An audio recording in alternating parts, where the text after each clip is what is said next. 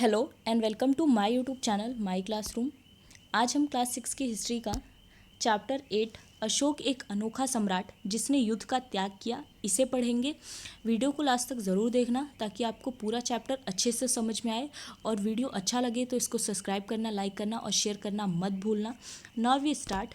इस चैप्टर में हम मौर्य साम्राज्य के महान शासक अशोक के बारे में पढ़ेंगे जिन्होंने कलिंग का युद्ध लड़ा था, जिसके बाद युद्ध में होने वाले नुकसान को देखकर वो बहुत दुखी हुए और उन्होंने डिसाइड किया कि अब कोई युद्ध नहीं करेंगे। उन्होंने कई अभिलेखों पर अपने संदेश लिखवाए। अशोक ने अपने धम्म को लोगों तक पहुंचाया। इट्स ट्रू कि वो एक अनोखे सम्राट थे। तो आइए इनके बारे में पूरी जानकारी इस पाठ से इकट्ठी करते हैं। सबसे पहले हम थोड़ा सा मौर्य साम्राज्य पढ़ते हैं कि क्योंकि अशोक मौर्य साम्राज्य के शासक थे तो मौर्य साम्राज्य की शुरुआत कैसे हुई थी। जैसा कि लास्ट चैप्टर में आपने मगध के बारे में पढ़ा था कि मगध बहुत ही शक्तिशाली और एक बहुत ही अच्छा राज्य था। वहाँ पे कई तरह की सुविधाएं थी। तो मगध के जो बाद के राजा हुए थे वो उतने बेहतरीन नहीं हुए थे तथा उसके बाद चंद्रगुप्त मौर्य ने इस बात का फ़ायदा उठाया क्योंकि उस टाइम पे बहुत से राज्यों में कन्फ्लिक्ट चल रहे थे। तो चंद्रगुप्त मौर्य ने इसका फ़ायदा उठाया और उन्होंने चाणक्य की मदद से, जो उस समय के बहुत बड़े अर्थशास्त्री थे, उनकी मदद से मगध पर आक्रमण किया और आक्रमण करके उसे अपना साम्राज्य बना लिया। फिर पश्चिम की ओर उन्होंने इसका काफ़ी ज़्यादा विकास किया था। उसके बाद उनके जो बेटे थे बिंदुसार, उन्होंने अपने साम्राज्य को बढ़ाया। फिर तक्षशिला में जब बिंदुसार उस समय राजा थे तो उसी टाइम पे तक्षशिला में एक लड़ाई हुई थी जिसमें अशोक को भेजा गया था और उन्होंने बहुत ही बखूबी से उस लड़ाई को सॉल्व किया था और तब सबको लगा था कि ये एक बेहतरीन राजा होंगे। तब अशोक ने उसके बाद मौर्य साम्राज्य की कमान संभाली थी। इस बुक का पहला टॉपिक है एक बहुत बड़ा राज्य, एक साम्राज्य। हम जिन शेरों के चित्र रुपए पैसों पर देखते हैं उनका एक लंबा इतिहास है। जैसा कि ये मूर्ति का चित्र आपने कई बार अपने नोट पे, अपने सिक्कों पर देखा होगा। इसका अपने आप में एक लंबा इतिहास है। उन्हें पत्थरों को काटकर बनाया गया और फिर उन्हें सारनाथ में एक विशाल स्तंभों पर स्थापित किया गया। तो ये जो मूर्ति है इसे पत्थरों को काटकर बनाया गया था और उसके बाद सारनाथ में जो एक विशाल स्तंभ पर इसे स्थापित किया गया था। तो सारनाथ जहाँ पर बुद्ध ने पहली बार उपदेश दिया था, वहाँ पर इसे एक बहुत बड़े पिलर पर स्थापित किया गया था। इतिहास के महानतम राजाओं में से एक अशोक के निर्देश पर इसके जैसे कई स्तंभ और पत्थरों पर अभिलेख उत्तीर्ण किए गए हैं। तो अशोक के निर्देश पर, उनके आदेश पर ऐसे कई स्तंभ और पत्थरों के ऊपर अभिलेख बनवाए गए हैं। जैसा कि ये जो मूर्ति है ये मौर्य साम्राज्य का प्रतीक है। इसमें 4 शेर हैं पर आगे की तरफ देखने के कारण जो पीछे का शेर है वो नहीं दिखाई देता है। इसमें एक चक्र है नीचे की तरफ, यहाँ एक घोड़ा है, एक बुल है। इसके अलावा इसके नीचे यहाँ कमल का फूल है। ठीक है। वंश, जब एक ही परिवार के कई सदस्य एक के बाद एक राजा बनते हैं तो उन्हें एक ही वंश का कहा जाता है। मौर्य वंश में 3 महत्वपूर्ण राजा हुए, चंद्रगुप्त, उसका बेटा बिंदुसार और बिंदुसार के पुत्र अशोक। ठीक है। तो जब एक ही फैमिली के लोग एक के बाद एक राजा बनते हैं, जैसे पिता फिर पुत्र फिर उनका पुत्र, तो उसे हम वंश कहते हैं। जैसे हमारा मौर्य वंश जिसमें पहले चंद्रगुप्त, उसके बाद उनके बेटे बिंदुसार, फिर उनके बेटे अशोक राजा बने थे। मौर्य साम्राज्य, अशोक जिस साम्राज्य पर शासन करते थे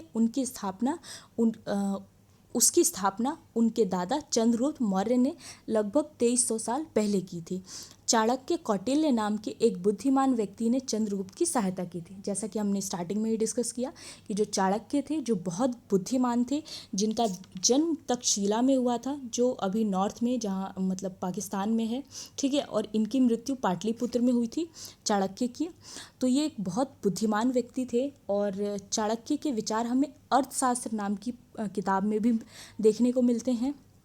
साम्राज्य में बहुत से नगर थे। इनमें साम्राज्य की राजधानी पाटलिपुत्र, उज्जैन तथा तक्षशिला जैसे नगर थे। वैसे जो साम्राज्य था ये इसमें बहुत से नगर थे, लेकिन इनमें साम्राज्य की जो राजधानी थी वो पाटलिपुत्र, उज्जैन और तक्षशिला, ये थोड़े ज़्यादा इम्पोर्टेंट नगर माने जाते थे। तक्षशिला उत्तर पश्चिम और मध्य एशिया के लिए आने जाने का मार्ग था। जो तक्षशिला था वो उत्तर पश्चिम और मध्य एशिया इनकी तरफ से आने जाने का रास्ता था। दूसरी तरफ जो उज्जैन था वो उत्तरी भारत से दक्षिण भारत की तरफ जाने वाले रास्ता था। शायद नगरों में व्यापारी, सरकारी अधिकारी और शिल्पकार रहा करते थे। ऐसा माना जाता था कि जो उस समय के नगर थे उसमें व्यापारी रहा करते होंगे, सरकारी अधिकारी और शिल्पकार, ये 3 लोग रहते थे।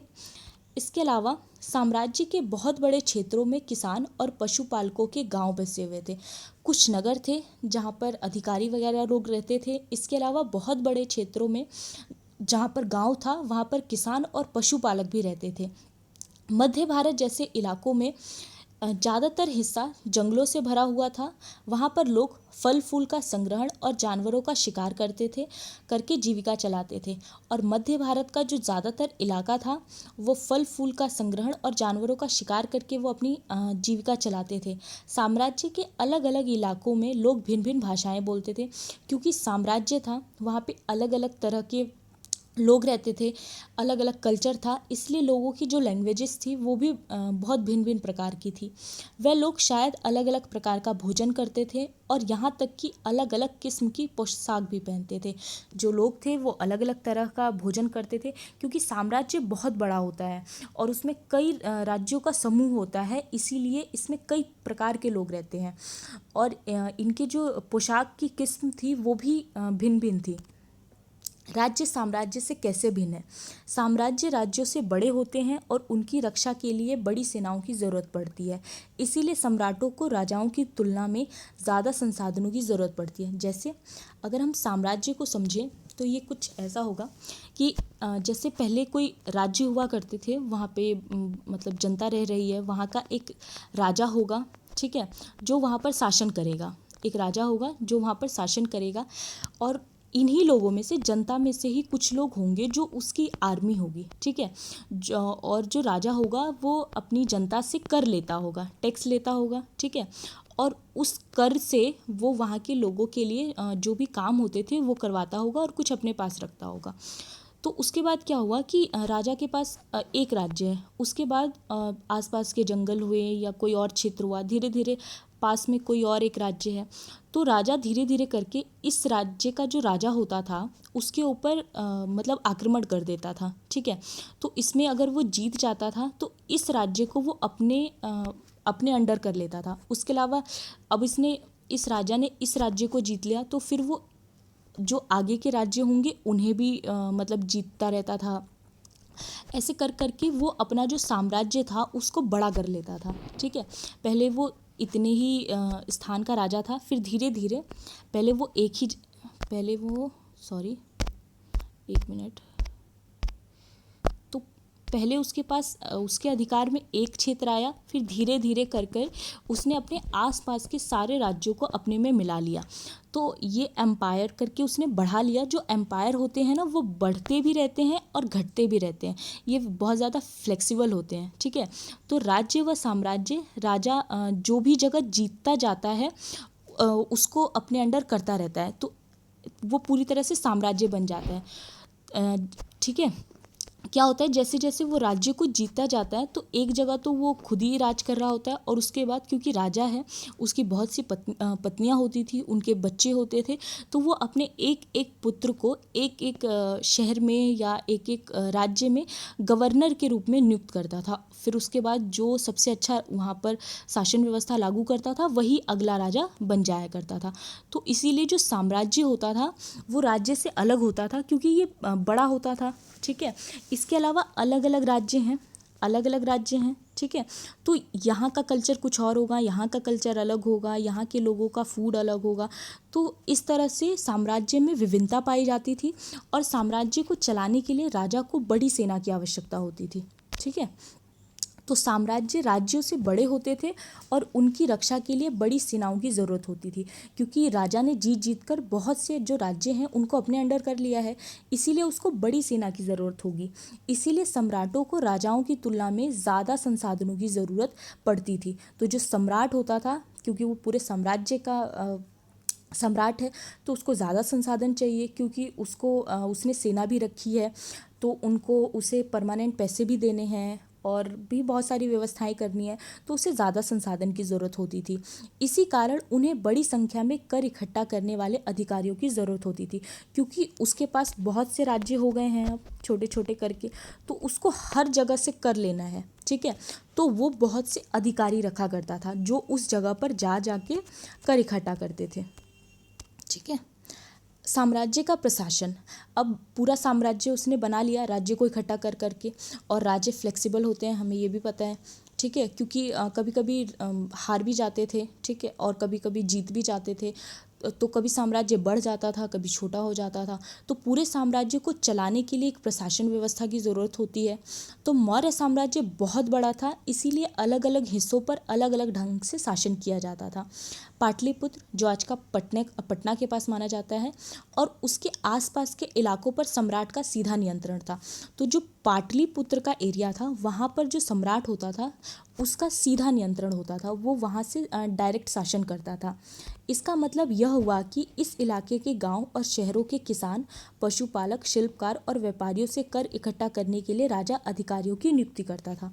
तो यहाँ के लोगों से जब उसे कर लेना होता था तो वो अधिकारी रखता था, उनकी नियुक्ति करता था, और वो इन लोगों से जाकर कर लेके आया करते थे।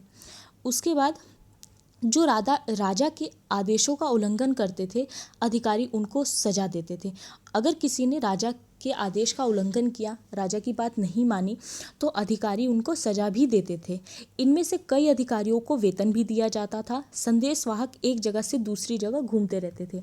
अब ये काफ़ी पुराने समय की बात है, तो उस टाइम पे जो मतलब आज के जैसा तो था नहीं कि तुरंत मैसेज भेजा और पहुंच गया।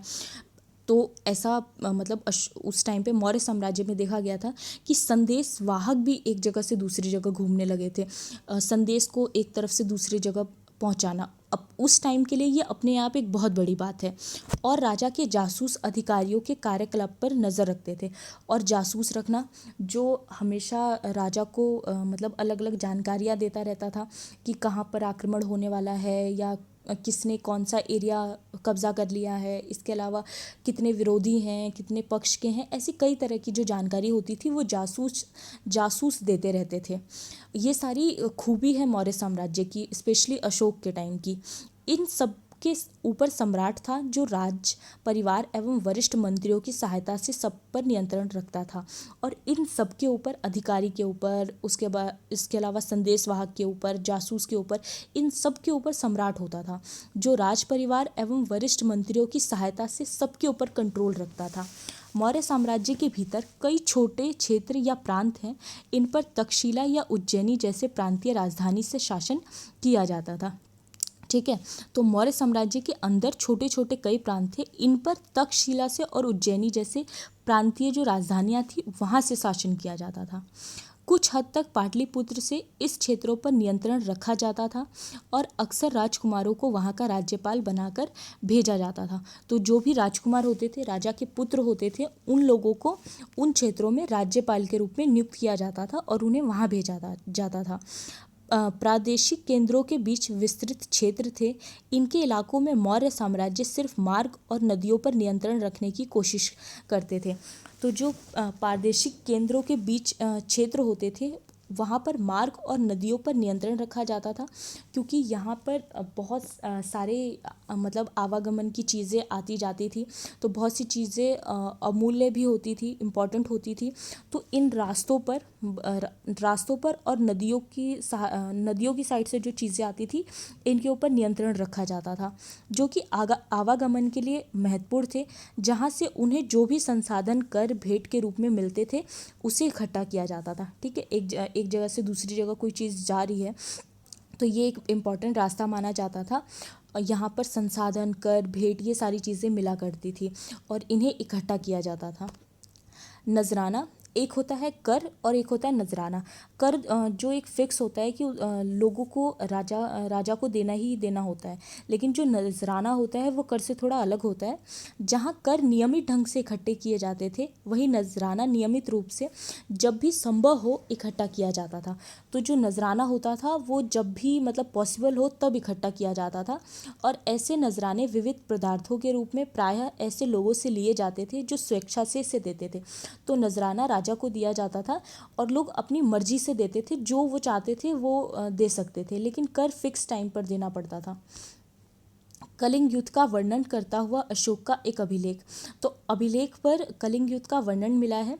अपने एक अभिलेख में अशोक ने यह बात कही, राजा बनने के 8 साल बाद मैंने कलिंग विजय की। लगभग 1.5 लाख लोग बंदी बना लिए गए, 1 लाख से भी ज़्यादा लोग मारे गए। इससे मुझे अपार दुख हुआ। क्यों? जब किसी स्वतंत्र देश को जीता जाता है तो लाखों लोग मर जाते हैं और बहुत सारे बंदी बनाए जाते हैं। इनमें ब्राह्मण और श्रमण भी मारे जाते हैं। जो लोग अपने सगे संबंधियों और मित्रों को बहुत प्यार करते हैं तथा दासों और मृतकों के प्रति दयावान होते हैं, वे भी युद्ध में या तो मारे जाते हैं या अपने प्रियजनों को खो देते हैं। इसीलिए मुझे पश्चाताप हो रहा है। अब मैंने धर्म पालन करने एवं दूसरों को इसकी शिक्षा देने का निश्चय किया है। मैं मानता हूँ कि धर्म के माध्यम से लोगों का दिल जीतना बलपूर्वक विजय पाने से ज़्यादा अच्छा है। मैं यह अभिलेख भविष्य के लिए एक संदेश के रूप में इसलिए उत्कीर्ण कर रहा हूँ कि मेरे बाद मेरे बेटे और पोते भी युद्ध ना करें। तो कलिंग के युद्ध के बाद जब उन्होंने देखा था अशोक ने कि इतना ज़्यादा नुकसान होता है, इतने सारे लोग मारे जाते हैं, तो उन्होंने युद्ध का त्याग कर दिया था और धर्म यानी धर्म होता है, तो धर्म का पालन करना शुरू कर दिया था।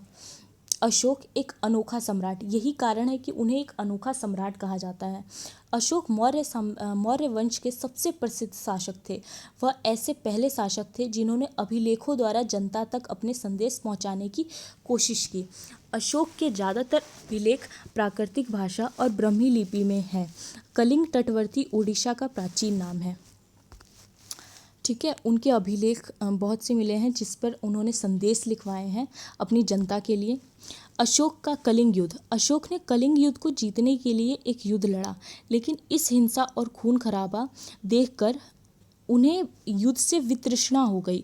उन्होंने निर्णय लिया कि वह भविष्य में कभी युद्ध नहीं करेंगे। अशोक का धर्म क्या था? अशोक के धर्म में यानी उनके धर्म में किसी देवता की पूजा तथा किसी कर्म कांड की आवश्यकता नहीं थी। उन्हें लगता था कि जैसे पिता अपने बच्चों को अच्छे व्यवहार की शिक्षा देते हैं, वैसे ही यह उनका कर्तव्य था कि अपनी प्रजा को निर्देश दें। वह बुद्ध के उपदेशों से प्रेरित थे। तो जो अशोक थे वो बुद्ध के उपदेशों से बहुत ज़्यादा प्रेरित थे और वो मानते थे कि किसी देवता की पूजा और कर्म कांड की आवश्यकता नहीं है।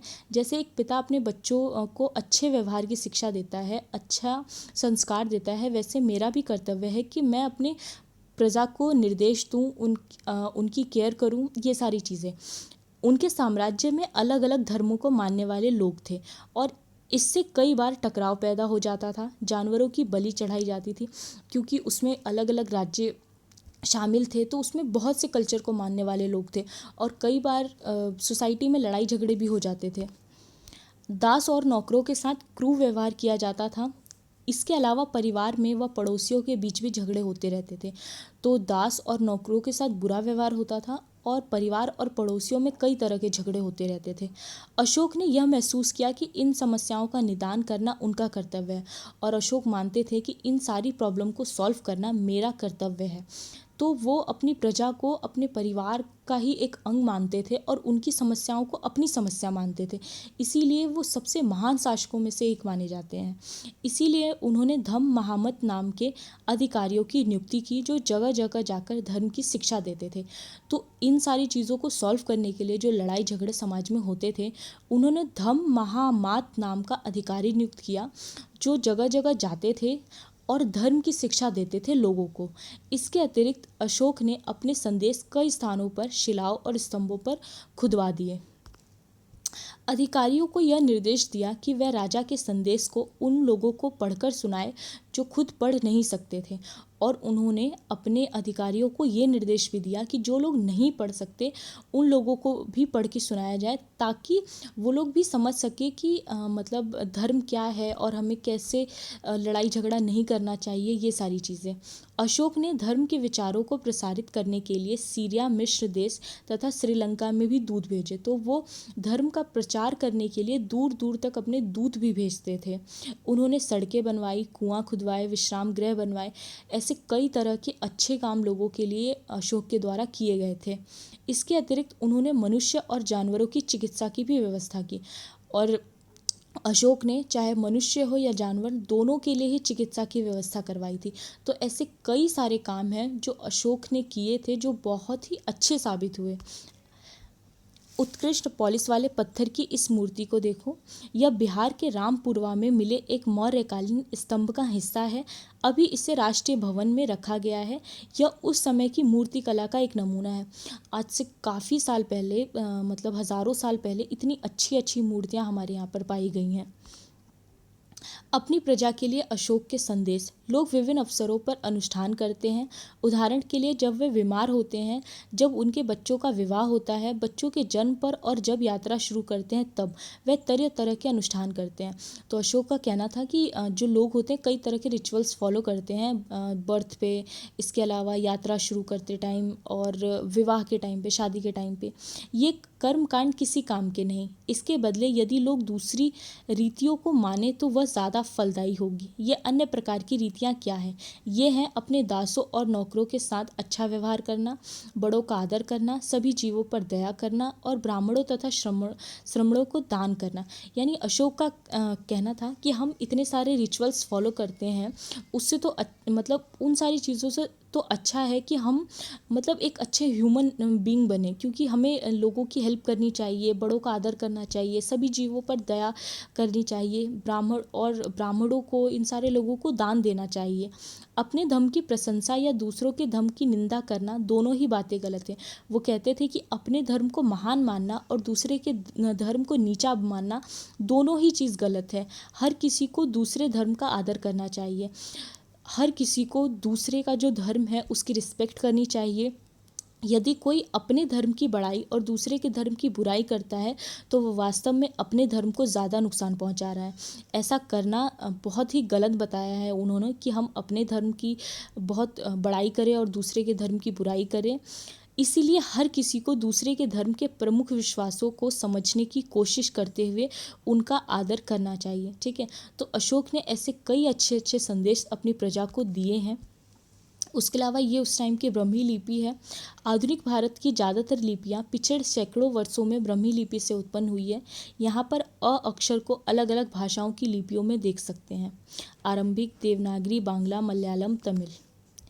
उसके बाद एक ये इम्पॉर्टेंट है, मौर्य साम्राज्य के उभरने से थोड़ा पहले, लगभग 2400 वर्ष पहले, चीन में सम्राटों ने चीन की दीवार का निर्माण शुरू किया।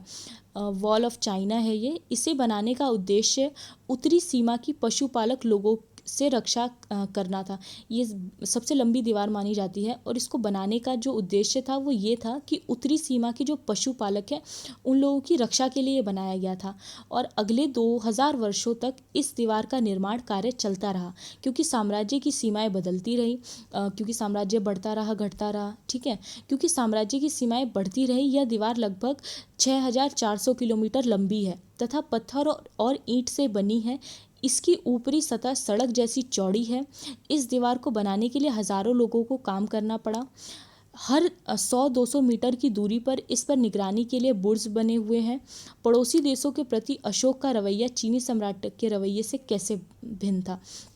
ठीक है, तो ये उस टाइम की चीन की दीवार है जो मतलब सबसे बड़ी दीवार मानी जाती है, जिसे 2400 साल पहले बनाया गया था और इससे बनाने का उद्देश्य था कि वो पशुपालकों की सुरक्षा के लिए बनाया गया था। Thank you so much.